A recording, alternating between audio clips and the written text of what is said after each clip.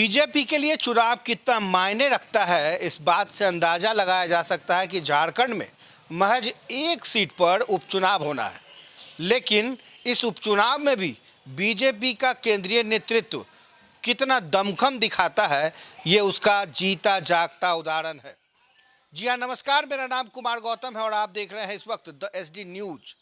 और अब जो तस्वीर हम आपको दिखा रहे हैं, ये मोहाराबादी मैदान की है, रांची के मोहाराबादी मैदान की, जहां JP नड्डा बीजेपी के राष्ट्रीय अध्यक्ष पहुंचे हैं। झारखंड सरकार के खिलाफ जितना बोलना था JP नड्डा ने कहा। JP नड्डा की माने तो हेमंत सरकार पूरी तरीके से भ्रष्टाचार में लिप्त है और वहां झारखंड में विकास नाम की कोई चीज़ नहीं है। हालांकि जब एयरपोर्ट पहुंचे थे JP नड्डा तो उनका स्वागत बड़े ही गर्मजोशी के साथ किया गया था और रांची में भव्य तैयारी की गई थी। तैयारी के साथ साथ न सिर्फ राज्य के, झारखंड के, बल्कि दिल्ली के भी कई नेता मौजूद थे। बड़े चेहरे साफ तौर पे मंच पे आप देख सकते हैं। रांची के इस मैदान में पूरी भीड़ बीजेपी में दिख रही थी। JP नड्डा जब बोलना शुरू किए तो सीधा उन्होंने हेमंत सरकार पर एक आरोपों की झड़ी लगा दी। ये सब कुछ इसलिए क्योंकि बिहार में झारखंड अलग होने के बाद झारखंड की तस्वीर अब तक नहीं बदली है।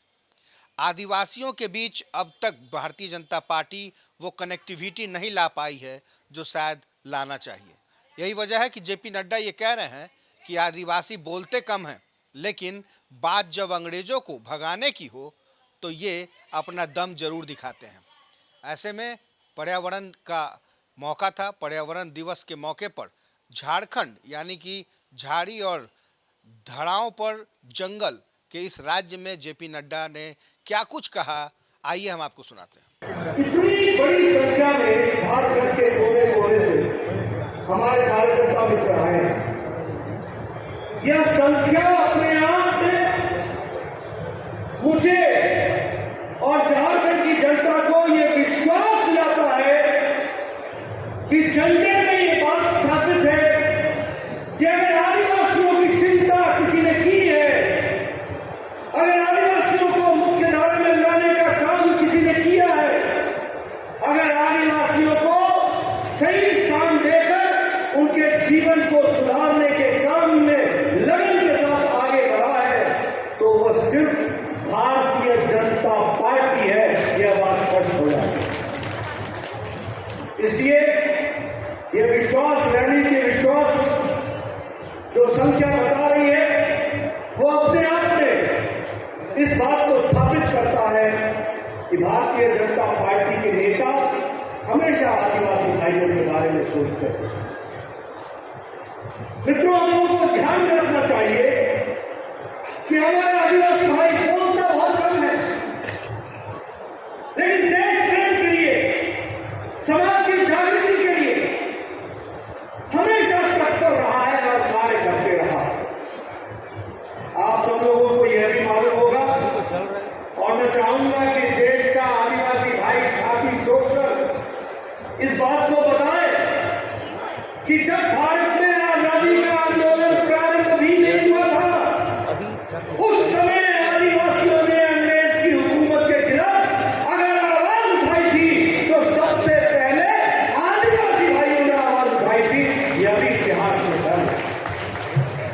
1780 में यानी 18वीं शताब्दी में और 1857 तक 19वीं शताब्दी तक यह लड़ाई अगर किसी ने लड़ी तो सबसे पहले हमारे आदिवासी भाइयों ने लड़ी।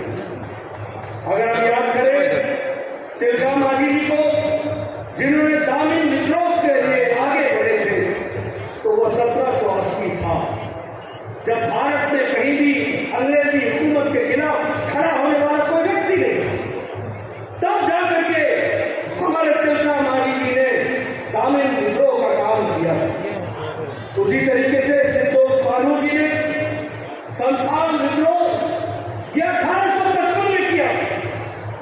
यह हमको ध्यान में रखना चाहिए। हमारे बुद्धवाले जी ने लड़का मूवमेंट यानी उसका भी आंदोलन, लड़का आंदोलन, आदिवासियों के साथ मिलकर के हमारे अंग्रेजी शासन की लड़ाई हम जतरा भगत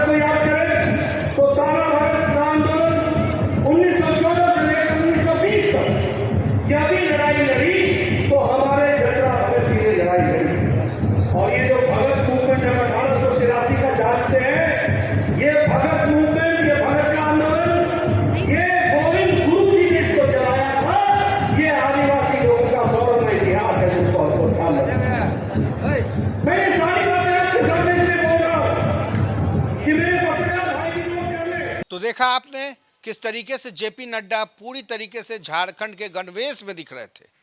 चारों तरफ हरियाली के बीच बीजेपी के तमाम नेता नारे लगा रहे थे। जेपी नड्डा ने साफ तौर पे हेमंत सरकार पर सीधा आरोप लगाया कि ये सरकार पूरी तरीके से भ्रष्टाचार में लिप्त है। अभी के लिए बस इतना ही। द एसडी न्यूज पर आप बने रहिए खबरों के साथ।